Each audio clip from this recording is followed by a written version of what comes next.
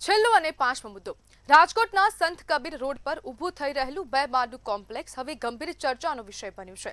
શિવશક્તિ સોસાયટીમાં હનુમાનજી દેરી પાસે ખૂણાના પ્લોટ પર માર્જિન વગર પીજીવીસીએલના થાંભલા અને ગુજરાત ગેસની પેટી સાથે લગોલગ બાંધકામ થઈ રહ્યું હોવાનો આક્ષેપ છે। આ વિસ્તાર સૂચિત વિસ્તાર છે। રાજકોટમાં સૂચિતમાં નવું બાંધકામ કરવા પર વર્ષોથી પ્રતિબંધ છે, છતાં અહીં ગેરકાયદેસર બાંધકામ થઈ રહ્યું છે। તપાસ થતાં રાજકોટના મેયર નયરાબેન પેઢડિયાના પતિ વિનુ પેઢડિયાનું નામ સામે આવ્યું છે। ત્યારે સવાલ સીધો એ જ થાય કે સૂચિત વિસ્તારમાં વર્ષોથી નવા બાંધકામ પર પ્રતિબંધ હોવા છતાં શું નિયમો માત્ર સામાન્ય નાગરિકો માટે છે? શું આ બાંધકામ માટે મનપામાં પ્લાન મંજૂર થયો?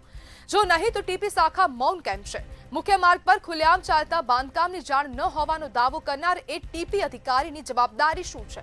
હવે નજર મનપા અને ટીપી શાખા પર છે। શું નિષ્પક્ષ કાર્યવાહી થશે કે પછી સત્તા સામે નિયમો નમી જશે? અને ત્યારે અનેક સવાલો પણ અહીંયા ઊભા થાય છે કે કેમ હવે ટીપી શાખા દ્વારા ધ્યાન આપવામાં આવ્યું નથી? જો સૂચિત વિસ્તારમાં વર્ષોથી બાંધકામ પર પ્રતિબંધ લાદવામાં આવ્યો છે તો પછી અહીંયા બાંધકામ કેવી રીતના થયું? અને જો બાંધકામ થયું તો પછી તેની મંજૂરી મનપામાંથી લેવાઈ હતી કે કેમ? તેવા અનેક પ્રશ્નો ઊભા થાય છે।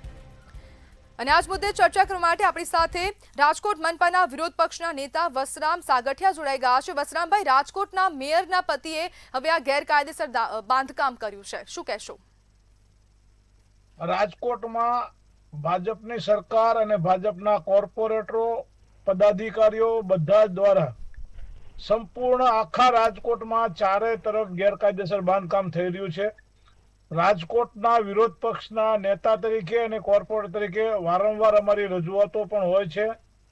રાજકોટના મેયરના પતિદેવ પ્રેસ મીડિયાને એવું કહે છે કે આ મારા વડીલોની જમીન છે, અમને વાંધો નથી, તમારી જમીન છે, અમે એમાં ના નથી પાડતા, પણ ટીપી શાખાના નિયમ અનુસાર સૂચિતમાં બાંધકામ થતું નથી અને તેમ છતાંય આપ કરો છો એ વાંધો છે। બીજી વાત એ કરું કે રાજકોટમાં ટાઉન પ્લાનિંગ એક્ટમાં કોઈ પણ જગ્યાએ એવી જોગવાઈ નથી કે બાંધકામની પરમિશન વગર કામ ચાલુ કરો।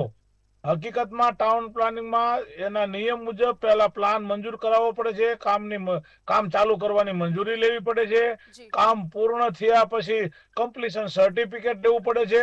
પરંતુ આ તો રાજકોટના મેયર કહેવાય એટલે એના માટે કઈ લાગુ ન પડે। અને રાજકોટના મેયર જો આવું કરતા હોય તો પછી રાજકોટની પ્રજા પણ આવું જ શીખે એવું મારું વ્યક્તિગત માનવું છે। રાજકોટના કોર્પોરેટરો આવું શીખે એ પણ મારું વ્યક્તિગત માનવું છે।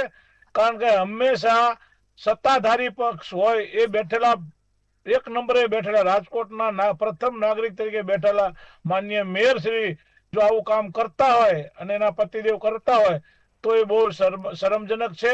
રાજકોટ માટે બહુ ખરાબ વસ્તુ છે। બિલકુલ, વશરામભાઈ, જોડાવા બદલ આપનો આભાર।